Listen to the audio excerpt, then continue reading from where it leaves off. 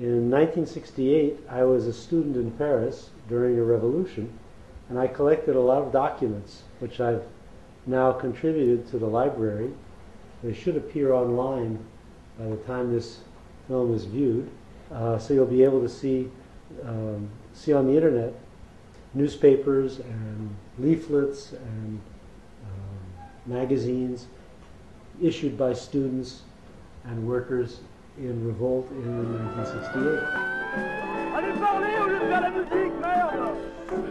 Vous vous endormez, vous êtes des vrais chiens, vous venez vous balader ici, c'est tout ce que vous faites.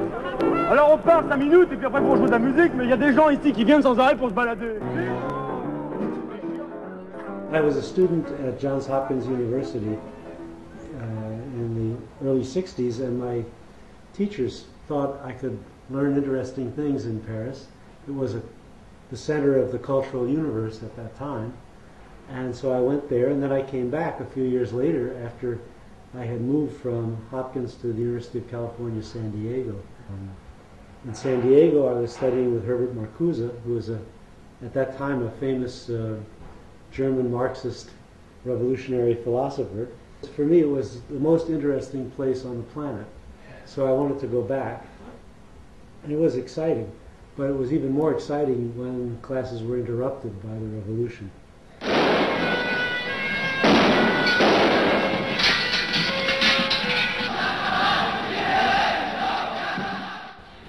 The students held a peaceful meeting in the courtyard of the Sorbonne, and the police closed the university and arrested them all.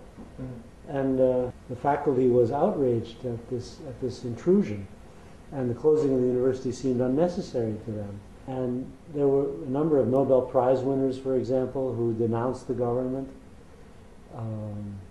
faculty who resigned their university positions in rage at the administration of the university for calling in the police. And so there's quite a lot of solidarity. Je peux vous dire, c'est que le général de Gaulle a conclu cette réunion par le mot suivant: la réforme oui, la chienlit non. This is a book that recorded all the slogans written on the walls of the buildings in Paris. And there are hundreds of marvelous texts written on the walls that present a kind of philosophy of the revolution. And one of them was, "Poetry is in the streets." These are leaflets. This is the earliest one that I collected. It calls for the resignation of the rector of the university. These leaflets were issued by different organizations, various Trotskyist groups, Maoist groups, the 22nd of March movement of Cohn-Bendit. This one cost 3 francs. It's a little reprint of leaflets put out by the Action Committee of the Sorbonne. This is de Gaulle with an SS symbol. Here he is again sweating blood.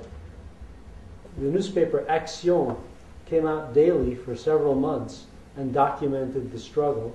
At the end of May 68, I had a whole box full of stuff documenting the movement, which I sent back to the United States when I returned.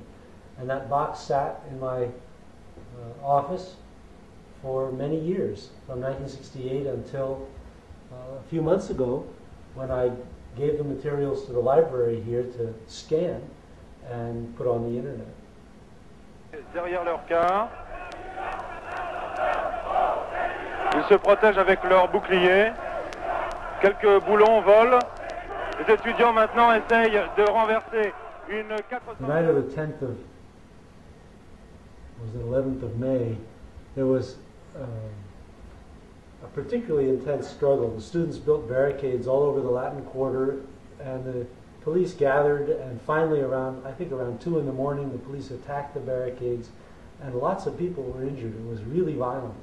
And the whole neighborhood in which these barricades were built was assaulted by the police. They shot tear gas bombs into people's apartments, and people in the apartments were in solidarity with the students and took them in to protect them. It was a real battle. Nous sommes derrière, les gardes mobiles, ça pleut dans tous les sens.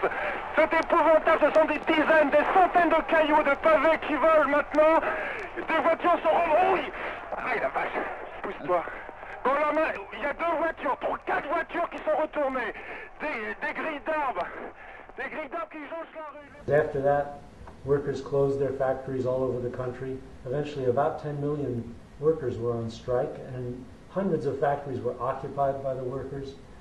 And it was really then a general strike, a challenge to the survival of the French state, and not just a student movement anymore.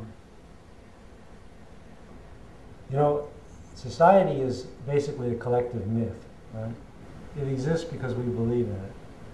If people stop believing in it, it collapses, and that's what happened in 1968.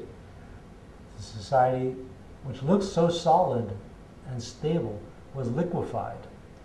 And the next question was, what do we make with the raw materials of society, which have now been disorganized, right? And freed from all the structures that held them in place. Que je n'assumerai pas plus longtemps ma fonction.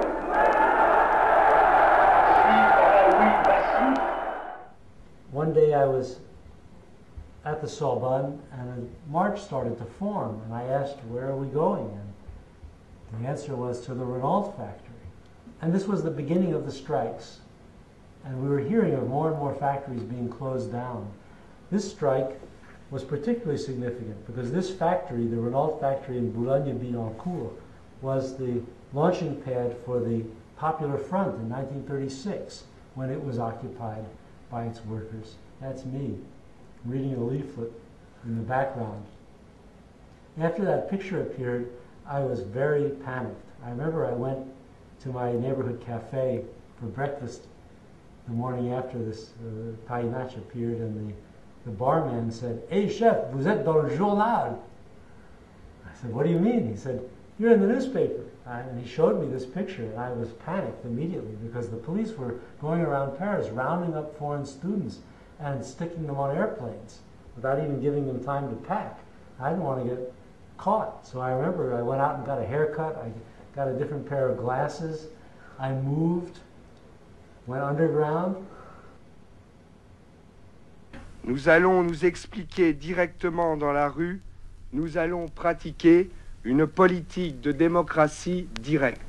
You know, 1968 was the high point of the New Left, and there were struggles in many countries. It marked a turning point in two opposite directions. On the one hand, it resulted in a liberalization of social customs and attitudes. On the other hand, those forces that resisted 1968 and succeeded in suppressing it politically have continuously strengthened themselves since that time. The world that young people inherit today gives them social freedom and sexual freedom to an unprecedented degree, and critical attitudes that were unknown before are routine now.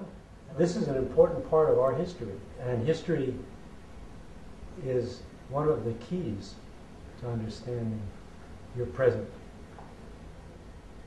La vérité, c'est que la violence est la seule chose qui reste, quel que soit le régime, aux étudiants qui sont jeunes, qui pensent qu'ils ne sont pas encore entrés dans le système que leur ont fait